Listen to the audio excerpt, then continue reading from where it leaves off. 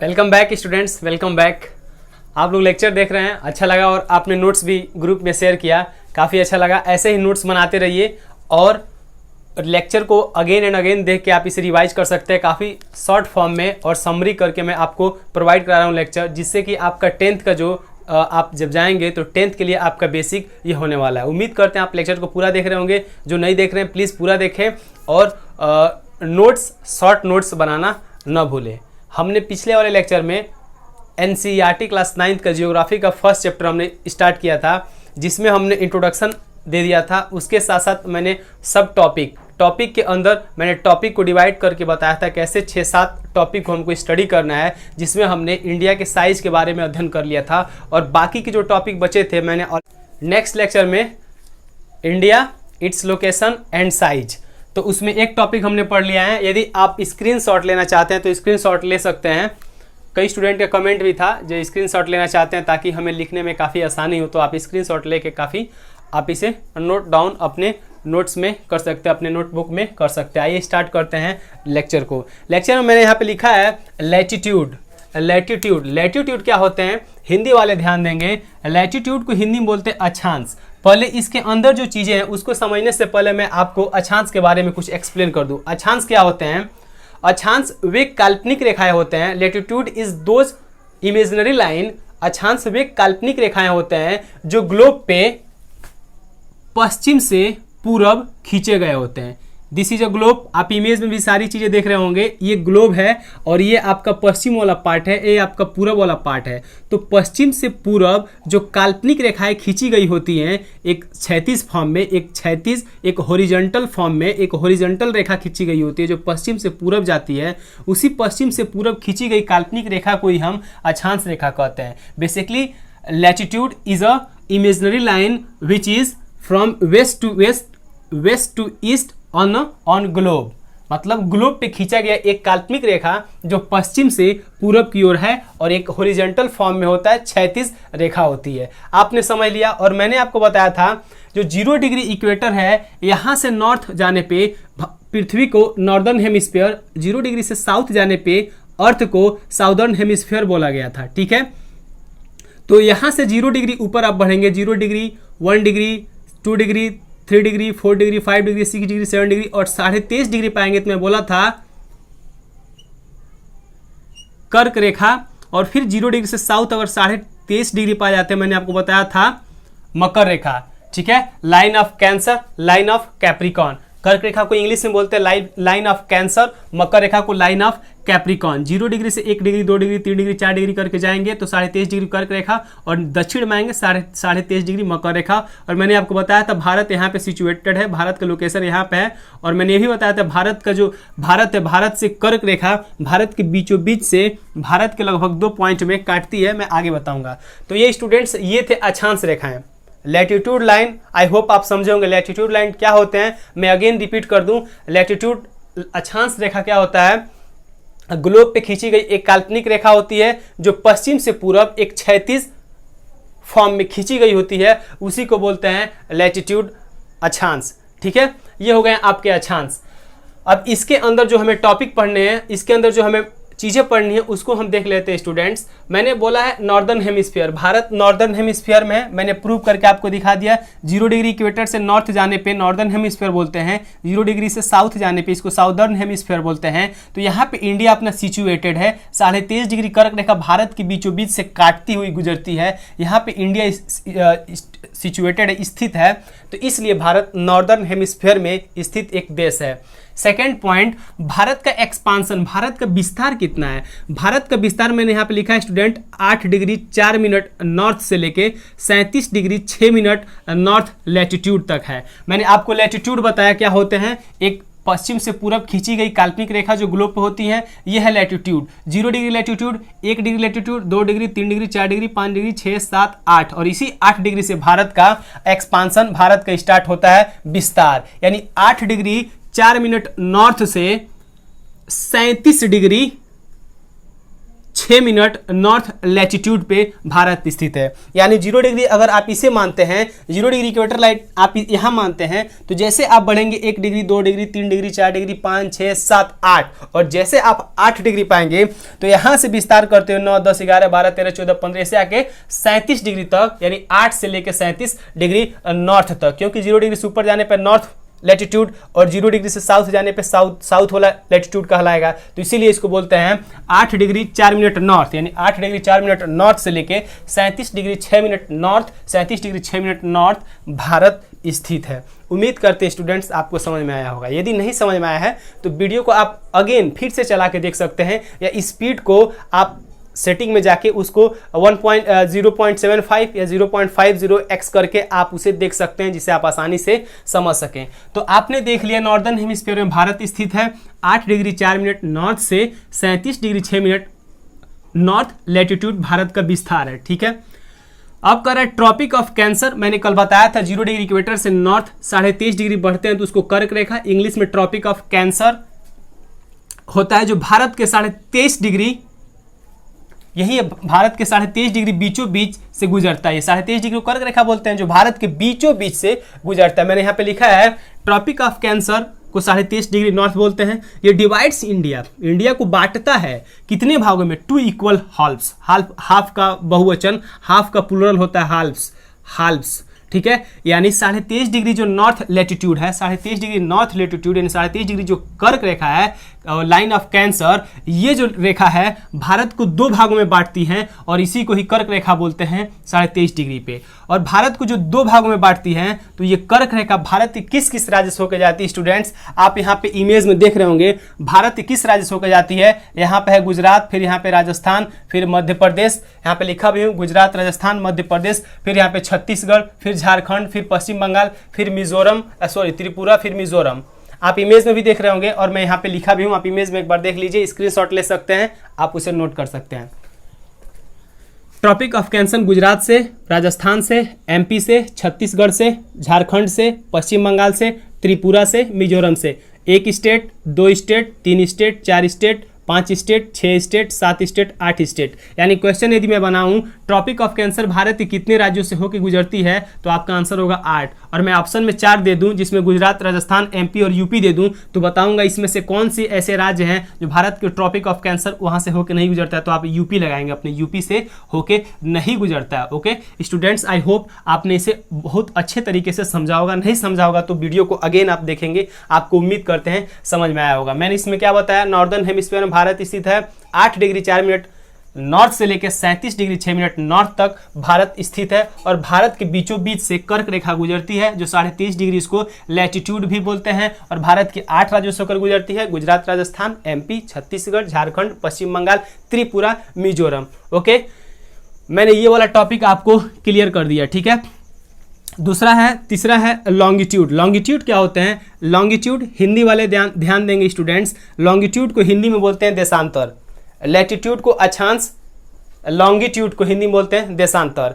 देशांतर रेखाएं क्या होती हैं, मैं आपको समझा देता हूं। देशांतर रेखाएं, बेसिकली देशांतर रेखाएं क्या होती हैं, जैसे मैंने आपको अक्षांश के बारे में बताया, पश्चिम से पूरब ग्लोब पे खींची गई एक काल्पनिक रेखा होती है, जो कि हॉरिजॉन्टल फॉर्म में होती है, क्षैतिज होती है, ऐसे होती है। लेकिन अब जो लॉन्गिट्यूड है उल्टा है, लॉन्गिट्यूड अपोजिट है।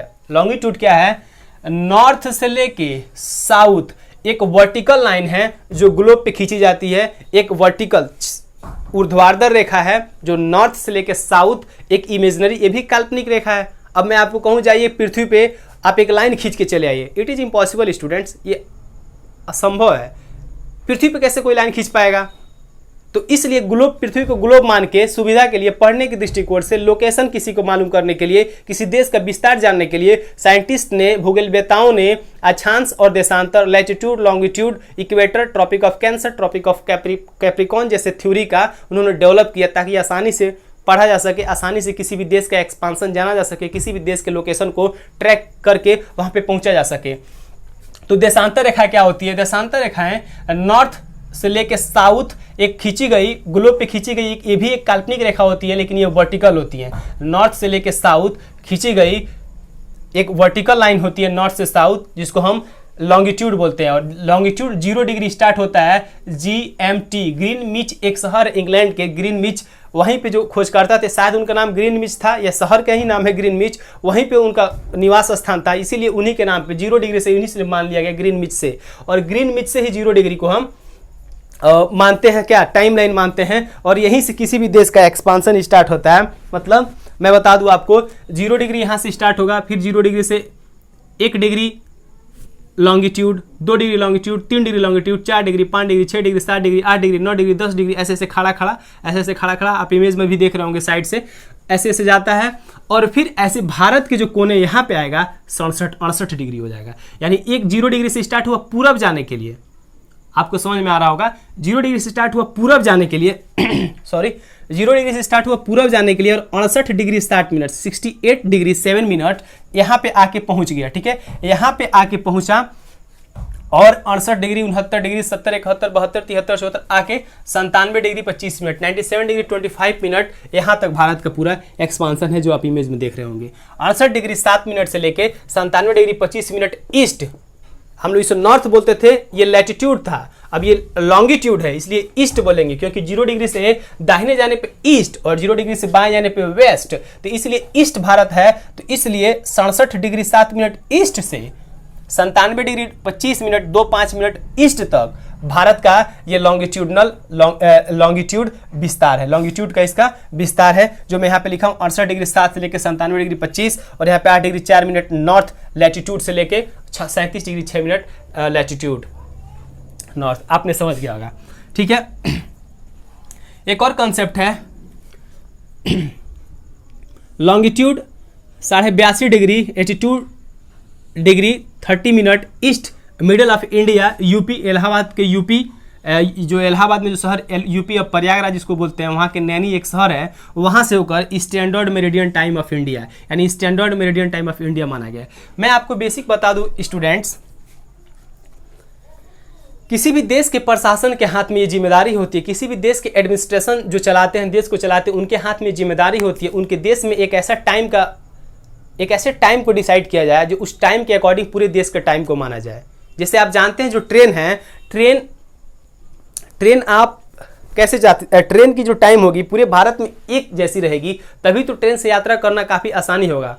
आप हवाई जहाज से यात्रा करना चाहते हैं भारत में कहीं भी, लोकल लेवल पे या इंटरनेशनल लेवल पे, तो भारत देश का टाइम एक होगा, तभी तो कहीं जाने में आपको सहूलियत होगा, कोई दिक्कत नहीं होगी।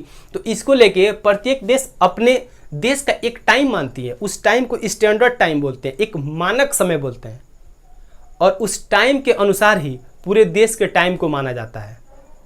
और वो टाइम डिसाइड होता है लॉन्गिट्यूड वाले रेखा से, देशांतर रेखाओं से वो टाइम डिसाइड करते हैं, देशांतर रेखा से उस देश का टाइम को डिसाइड किया जाता है। अब उस देश के ऊपर डिपेंड करता है, निर्भर करता है कि वो देश किस देशांतर रेखा को अपने देश का टाइम जोन मान रहा है, किस देश की रेखा को टाइम जोन देशांतर रेखा मान रहा है। ठीक है, जैसे भारत 68 डिग्री 7 मिनट से लेके 97 डिग्री 25 मिनट तक भारत का देशांतर विस्तार है, आपने समझा। अब इन दोनों को आप घटाइएगा 97-25 से 97 डिग्री 25 से 68 डिग्री 7 घटाइएगा तो लगभग 30 डिग्री आएगा। यानी यहाँ से लेके यहाँ तक भारत का जो एक्सपांसन है 30 डिग्री है। तो उनका मानना है, एडमिनिस्ट्रेशंस का मानना है, वैज्ञानिकों का मानना है, भारत के जो भी चलाने वाले प्रशासक हैं उनका मानना है जो भारत का ईस्ट से वेस्ट से लेकर ईस्ट तक जो भारत का विस्तार है लगभग 30 डिग्री क्या है, लॉन्गिट्यूड है।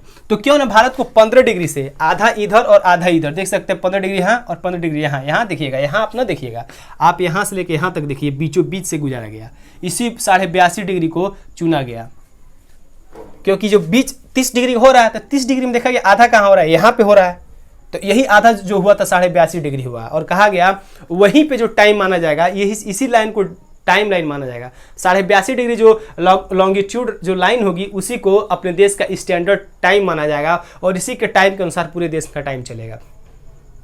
ठीक है, एक यहाँ पे मैं लिखा हूँ ईस्ट से लेकर वेस्ट तक भारत देश में 2 घंटा का अंतर होता है। आप बताइए, आप शुरू से बचपन से ही पढ़े होंगे the sun rises in the east, सूरज पूरब में उगता है, यानी ये पूरब है, ठीक है, ये पूरब है, पूरब से सूरज निकल रहा है। अब बताइए हमारे यूपी में जो रहते हैं, आप जानते हैं अभी यूपी में लगभग 5:30-6 बजे के आसपास सूरज निकल जा रहा है, तो बताइए जब सूरज यहाँ से निकल रहा है तो यहाँ आने में इसको 5:30-6 बज जा रहा है, तो हमको 6 बजे यहाँ पर लग रहा है सूरज निकला हुआ दिखाई दे रहा है। तो जो बंदा अरुणाचल प्रदेश में रह रहा है, हमसे इतना दूर है, लगभग 1 घंटे का डिस्टेंस है, तो अगर हमारे यहाँ 6 बजे सूर्य निकल रहा है तो वहाँ पे कितने बजे निकलेगा? 5 बजे। हाँ 5 बजे, 1 घंटा पहले निकल जाएगा। हमारे यहाँ मान लीजिए 6 बजे निकल रहा है तो अरुणाचल प्रदेश में 1 घंटा पहले निकल जाएगा, क्योंकि सूरज उधर ही से आ रहा है ना, पहले उधर आएगा, पहले 5 बजे उधर आएगा, 6 बजे हमारे यहाँ आएगा, 7 बजे इनके पास आएगा। यानी 5 बजे यहाँ पे सूरज निकला तो 7 बजे यहाँ पे निकल रहा है, यानी 5 बजे यहाँ पे निकला, लेकिन 2 घंटा लगे सूरज को यहाँ आने पे। नहीं, हम लोग अभी जो हम लोग 7-6 बजे हम सूर्य देख रहे हैं निकल रहा है, लेकिन आप देखिएगा गुजरात के सबसे पश्चिमी साइड में तो वहाँ पे इस समय 7 बजे सूरज निकल रहा होगा। यहाँ पे 7 बजे, यहाँ पे 6 बजे, वहाँ पे 5 बजे, यानी 5, 6, 7 2 घंटे का अंतर है। यानी अगर इनका टाइम मैं 10 बजे बनाऊँ, अगर ऑफिस जाने वाले अरुणाचल प्रदेश के बंदे को अगर 10 बजे ऑफिस जाना है तो बताइए जहाँ पे 5 बजे सूरज निकल गया है और 10 बजे ऑफिस जाना है तो 5 घंटा में सूरज कहाँ चला जाएगा। और 4 बजे मान लीजिए ऑफिस से लौट के आना है तो 4 बजे तो अंधेरा हो जाएगा, होगा ना, 4 बजे अंधेरा हो जाएगा, क्योंकि सूर्य तेजी से आगे बढ़ रहा है तो सूर्य उधर ही सबसे पहले ढलेगा, सबसे पहले सूर्य वहीं पे सेट होगा, ढलेगा, तो वहाँ पे अंधेरा हो जाएगा 4 बजे। तो उनका मानना है देश में एक और टाइम लाइन बना दीजिए, देश में एक और टाइम जोन बना दिए, कि एक अलग से स्टैंडर्ड टाइम बना दिए, ताकि हमारे यहाँ जो 1-2 घंटे का अंतर है उस अंतर को हम लोग भर पाएँ। अब बताइए यहाँ पे 4 बजे रात हो जा रहा है, 4 से 5 बजे अरुणाचल प्रदेश में रात हो जा रहा है, और यहाँ पे कितने बजे रात हो रहा है? मान लीजिए यहाँ पे 7 बजे रात हो रहा है, तो ये लोग 4 बजे आराम से ड्यूटी करके चले जाएंगे, 2-3 घंटे इनके पास दिन में टाइम भी रहेगा मार्केटिंग करने के लिए। और हमारे यहाँ कितने बजे हो रहा है? 6 बजे हो जा रहा है, शाम को रात हो जा रहा है, 7 बजे रात हो जा रहा है, डिपेंड करता है गर्मी और जाड़े के मौसम में।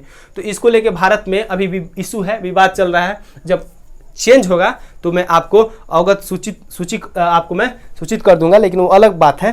तो ये थे टाइम जोन। भारत को ईस्ट से लेकर वेस्ट 2 घंटे का अंतर होता है, यानी आप 4 बजे यहाँ पे खड़े होंगे, 4 बजे यहाँ पे जब खड़े होंगे तो पूरे भारत का टाइम तो 4 बजे गिना जाएगा। आप अरुणाचल प्रदेश में रहे तब भी 4 बजे गिना जाएगा, आप गुजरात में हैं तब भी 4 बजे गिना जाएगा, लेकिन 4 बजे आप जब खड़े रहेंगे उत्तर प्रदेश में तो 4 बजे जो आपको सूर्य की जो रोशनी मिलेगी वो ये यहाँ पे नहीं मिलेगी, वहाँ पे शाम हो गई होगी, और यहाँ पे और तगड़ा मिलेगी, क्योंकि अभी यहीं पे पहुँचने ही वाला है। तो ऐसे अंतर होता है। किसी भी देश में आप जाइए, किसी भी आप दुनिया में रह रहे हैं, उस दुनिया में या उस देश में टाइम जानने के लिए 2 ही चीज़ें होती हैं, 2 ही टाइम जोन होते हैं। एक होते हैं स्थानीय टाइम, लोकल टाइम, एक होते हैं स्टैंडर्ड टाइम। लोकल टाइम किसे कहते हैं? आपके सिर के ऊपर जो सूर्य है उसके अकॉर्डिंग आप बोलेंगे आधा दोपहरिया हुआ है, आधा दोपहर हुआ है, यानी दोपहरिया का टाइम है। यानी सूर्य देखा है तो सिर पे आया है, परछाई छोटा बन जाता है, तो हम लोग कहते हैं दोपहरिया का टाइम है, यानी 2 पहर, 1 पहर निकल गया, 1 पहर और बचा है, तो उसको हम लोग उसे बोलते हैं लोकल टाइम। और हर जगह लोकल टाइम अलग होता है। मान लीजिए हमारे 1 बजे सूर्य सिर पे होता है तो जाहिर सी बात है इनके यहाँ 2 या 3 बजे होगी, क्योंकि सूर्य भी इधर से इधर जा रहा है। हमारे 1 बजे होता है, इनको 10 बजे यहाँ पे सूर्य, या 12 बजे यहाँ पे इनके पास सूर्य सिर पे चपकेगा, तो उनके यहाँ दोपहर 12 बजे होता है, समझ रहे हैं, 10 बजे 11 बजे होता होगा, गर्मी के टाइम में और पहले हो जाता होगा। तो ये उनके यहाँ हो गया। और एक होता है स्टैंडर्ड टाइम, मतलब मानक समय, स्टैंडर्ड टाइम। उस टाइम को पूरे देश के टाइम के उस टाइम को पूरे देश का टाइम माना जाता है, और उस टाइम के अकॉर्डिंग ही उस देश में जो रेलवे होती हैं, एयर इंडिया होती हैं, जितने भी प्रशासनिक ऑफिशियल्स कार होते हैं, सब उस स्टैंडर्ड टाइम के अकॉर्डिंग ही होते हैं। ठीक है, तो हमारे देश में भी 82.5 डिग्री टाइम को माना गया, जो उत्तर प्रदेश से होकर गुजरता है। कितने राज्यों से होकर गुजरता है? 5 राज्यों से। मैं आपको लिखवा दूं, मैं यहाँ पर नहीं लिखा हूँ, जो 82.5 डिग्री जो आपका जो स्टैंडर्ड मेरिडियन ऑफ इंडिया है, 5 राज्यों से होकर गुजरता है। यूपी, MP, छत्तीसगढ़, ओडिशा और आंध्र प्रदेश। आप लिख लेंगे यूपी, MP, छत्तीसगढ़, उड़ीसा, आंध्र प्रदेश। ये 5 राज्यों से हमारे देश का जो मानक समय standard time of India 82 degree 30 minute Allahabad के नैनी से गुजरती है, MP होते हुए, छत्तीसगढ़ होते हुए, उड़ीसा होते हुए ऐसे आंध्र प्रदेश से काटती है। ये आपका 82.5 डिग्री है। तो उम्मीद करते हैं आपको समझ में आया होगा। और जब मैं आपको और ज्योग्राफी का जो मैं पार्ट पढ़ाऊंगा तो उसमें मैं आपको समझा दूंगा कैसे ये 30 डिग्री, ये 2 मिनट, ये सब चीज़ें क्या है। थोड़ा कॉम्प्लिकेटेड है, लेकिन आगे मैं ज्योग्राफी आपको पढ़ाऊंगा तो आपको मैं बता दूंगा। बस अभी इतना ही याद रखिए, ठीक है। ये टॉपिक कंप्लीट हो गया। अब नेक्स्ट टॉपिक बचता है बाउंड्री। बाउंड्री मतलब होता है सीमाएं। अब हम भारत देश की अंतर्राष्ट्रीय सीमाओं के बारे में बात करते हैं। अंतर्राष्ट्रीय सीमाएं, बाउंड्री, इंटरनेशनल बाउंड्री मीन्स उसे इंटरनेशनल बाउंड्री कहते हैं, जो अपने देश के साथ साथ दूसरे देशों के साथ उसकी सीमा साझा होती है, लगती है, उसी को इंटरनेशनल बाउंड्री बोलते हैं। आप जानते हैं भारत के 8 पड़ोसी देश हैं, जिसमें से किस पड़ोसी देश से भारत का सीमा लगता है? अभी बता देंगे। पहले समझते हैं पेनिसुलर क्या होता है। पेनिसुलर कंट्री, भारत एक पेनिसुलर कंट्री है। अब पेनिसुलर क्या होता है स्टूडेंट्स, आप इमेज में देख रहे होंगे, इमेज में देख लीजिए। पेनिसुलर क्या होता है, a land mass bounded by 3 side of water is called peninsular. एक ऐसा धरती का टुकड़ा जो 3 ओर पानी से घिरा है। जैसे भारत में देख लीजिए, पश्चिम में पानी अरबियन सी, पूरब में पानी बे ऑफ बंगाल, दक्षिण पानी इंडियन ओशियन, तीनों ओर से पानी से घिरा है, तो इसलिए इसको पेनिसुलर बोला जाता है। पेनिसुलर का कोई आपसे डेफिनेशन पूछे तो a land mass bounded by the sea on 3 side is called peninsular. एक ऐसा स्थान जो तीनों ओर से, चाहे एक ऐसा भूमि का स्थान जो तीनों ओर से पानी से घिरा होता है, उसे पेनिसुलर बोलते हैं। हिंदी में प्रायद्वीपीय बोलते हैं, प्रायद्वीपीय बोलते हैं। ठीक है, तो भारत एक प्रायद्वीपीय देश है। भारत 3 ओर पानी से घिरा है। इधर अरबियन सी, अरब सागर बोलते हैं, बे ऑफ बंगाल, बंगाल की खाड़ी बोलते हैं, नीचे इंडियन ओशियन, हिंद महासागर बोलते हैं। उम्मीद करते हैं आप इसे समझ में आया होगा। वेस्ट में, पश्चिम में अरबियन सी देख रहे हैं आप, पूरब में बे ऑफ बंगाल आप देख रहे हैं। ठीक है, अब भारत के जो इंटरनेशनल बाउंड्री किन किन देशों से लगता है आप इमेज में देख रहे होंगे। पहला है पाकिस्तान, दूसरा है अफगानिस्तान, इमेज में देख रहे होंगे। अफगानिस्तान का छोटा सा पार्ट यहाँ पे लद्दाख में 100 से 200 किलोमीटर के आसपास लगता है, जो कि वो पाक ऑक्यूपाइड कश्मीर, वो पाकिस्तान हमसे हड़प लिया, इसलिए उसको बोलते हैं पाक ऑक्यूपाइड कश्मीर। कभी अलग से मैं वीडियो बना दूंगा यदि आप कहेंगे तो, पाक ऑक्यूपाइड कश्मीर क्या है, वो कैसे हमारा हड़प लिया है और कैसे उस पर अपना कब्जा जमा लिया, लेकिन हम उसको लीगल नहीं मानते, वो इलीगल में हम मानते, इसलिए हम कहते हैं हमारे देश की जो सीमा है अफगानिस्तान से भी लगती है, चाइना से भी लग रही है, आप देख रहे होंगे, नेपाल से भी लग रही है, भूटान से भी लग रही है, म्यांमार से भी लग रही है और बांग्लादेश से भी लग रही है। ये हमारे देश की बाउंड्री लाइन है, इंटरनेशनल बाउंड्री लाइन है, जो एकदम धरती से धरती टच कर रहे हैं। यदि स्टूडेंट्स आप मेरा वीडियो देख रहे हैं तो आप चैनल को सब्सक्राइब कर दे, जो रेड कलर का जो दिखाई दे रहा है उसको क्लिक करके बेल आइकन पे आप क्लिक कर दे, ताकि जब मैं वीडियो अपलोड करूँ तो आपको नोटिफिकेशन मिल जाए। और जब सब्सक्राइब कर देंगे तो आपके पास नोटिफिकेशन तभी जाएगा, बिना सब्सक्राइब के नहीं जाएगा। ये मेरा पर्सनल चैनल है, मैं आपको सारे NCERT की सारी जो SST सोशल स्टडी है, सारी चीज़ें मैं कवर करा दूंगा। उसके साथ साथ मैं इंग्लिश भी कवर करा दूंगा, बशर्ते अभी SST हमें पढ़ाना है। तो आप फोकस करें और चैनल को प्लीज़ सब्सक्राइब करें, और जितना हो सके उतना शेयर भी कर सकते हैं। ओके, तो ये थे भूटान, म्यांमार, यहाँ पे पाकिस्तान, अफगानिस्तान, चाइना, नेपाल, भूटान, म्यांमार, बांग्लादेश। ठीक है, अब देखिए श्रीलंका। श्रीलंका भी हमारा पड़ोसी देश है, लेकिन सबसे दक्षिण में, यहाँ पे आप इमेज में पहले देख रहे होंगे, सबसे दक्षिण में, तमिलनाडु के सबसे दक्षिण पार्ट में ये श्रीलंका होता, देखते हैं थोड़ा सा यहाँ पे जैसे लगता है, मतलब छोटा सा पार्ट है, उससे आइलैंड है। श्रीलंका एक आइलैंड है। आइलैंड क्या होता है, आइलैंड एक लैंड का, वो एक ऐसा लैंड मास जो चारों ओर से, 3 ओर से जो पानी से घिरा होता है, 3 ओर से जो समुद्र से घिरा होता है, उसे तो पेनिसुलर बोलते हैं, और जो चारों ओर से पानी से घिरा होता है उसे आइलैंड बोलते हैं। तो Sri Lanka is island country. Sri Lanka एक द्वीपीय देश है और हमारा पड़ोसी देश है, सबसे नीचे हमारा पड़ोसी देश है। अब फिर कहेंगे सर पाक स्ट्रेट। पाक स्ट्रेट क्या होता है, आप इमेज में देख रहे होंगे, इसे बोलते हैं पाक स्ट्रेट, इसे बोलते हैं मन्नार की खाड़ी, gulf of Mannar, gulf of Mannar, इसे बोलते हैं पाक स्ट्रेट। पाक स्ट्रेट क्या होता है स्टूडेंट्स, स्ट्रेट क्या होता है, स्ट्रेट एक ऐसा मतलब पतला पानी का भाग होता है, चाहे एक ऐसा पतला पानी का भाग होता है जो 2 लैंड वाले पार्ट को अलग करता है और 2 पानी वाले पार्ट को जोड़ता है। इमेज में देख रहे होंगे, एक ऐसा छिछला पानी का स्थान है, एक नैरो कह सकते narrow channel which connects to water bodies, या विच डिपार्टेड, या विच क्या बोलते हैं, divide to mainland of mainland that is called strait. Strait क्या होता है, स्ट्रेट एक छिछला पानी का पार्ट होता है जो 2 बड़े बड़े सागरों को, या जो 2 बड़े बड़े पानी के सागर ही बोल सकते हैं, कुछ भी बोल सकते हो, उन दोनों को जोड़ता है और 2 लैंड वाले पार्ट को अलग करता है, उसे स्ट्रेट बोलते हैं, उसे जल संधि बोलते हैं। हिंदी में जल संधि बोलते हैं, जल को संधि, संधि मतलब जोड़ना, जल संधि, जल को जोड़ने वाला, जल संधि। तो किसको जोड़ रहा है यहाँ पे, बे ऑफ बंगाल को अरब सागर से जोड़ रहा है, बे ऑफ बंगाल को अरब सागर से पाक स्ट्रेट जोड़ रहा है। ठीक है, तो इसको पाक स्ट्रेट नाम दिया गया। पाक एक विदेशी या जो इसका मतलब नाम रखा था उसी के नाम पे है पाक स्ट्रेट। ठीक है, और ये गल्फ ऑफ मन्नार, इसको मन्नार की खाड़ी बोलते हैं। गल्फ मतलब होता है खाड़ी, पानी के छोटे से पार्ट को, जो कुछ पार्ट जमीन से गिरा होता है उसी को बोलते हैं गल्फ। तो ये गल्फ ऑफ मन्नार है। तो गल्फ ऑफ मन्नार और पाक स्ट्रेट से भारत से क्या श्रीलंका अलग होता है, क्या पाक स्ट्रेट से भारत से श्रीलंका अलग होता है, और गल्फ ऑफ मन्नार भी इसके दक्षिण पॉइंट में है। और इस प्रकार ये वाला आपका topic 2nd, 3rd, 4th complete हो गया। यदि आप चैनल पर नए हैं तो प्लीज़ चैनल को सब्सक्राइब करें और शेयर भी करें, लाइक भी करें, ताकि जो हार्ड वर्क देख रहे होंगे आप जो हो रहा है उसका हमें कुछ अच्छा फील हो। और आप नोट्स ऐसे ही बनाते रहें और ग्रुप में नोट्स को शेयर करना ना भूलें। ग्रुप में आप शेयर करें और मैप भी बनाएं, मैप बनाने की कोशिश करें, बन रहा है तो बेटर है, क्योंकि आप जब बोर्ड में जब आप मैप बना के डायग्राम बना के आप जब चीज़ों को लिखेंगे डायग्राम में तो काफ़ी इफेक्टिव होने वाला है, आपको ज़्यादा मार्क्स होगा। और उससे भी नहीं हो रहा है तो आप 1 रुपये का मिलता है मैप वाला पेज, उसे आप खरीद के ला के उस पर स्टिक करके चिपका के आप उसमें नोट कर सकते हैं, ताकि आपको आसानी से याद हो जाए, कभी भूले ही नहीं। उम्मीद करते हैं आपको लेक्चर अच्छा लगा तो कमेंट बॉक्स में कमेंट करें, और उसके साथ साथ हम बोले हाँ सर हम नोट्स बना रहे हैं, और ग्रुप में आप सेंड कर सकते हैं। Okay students, bye, thank you and take care. आप स्क्रीनशॉट ले सकते हैं, मैं हट जा रहा हूँ।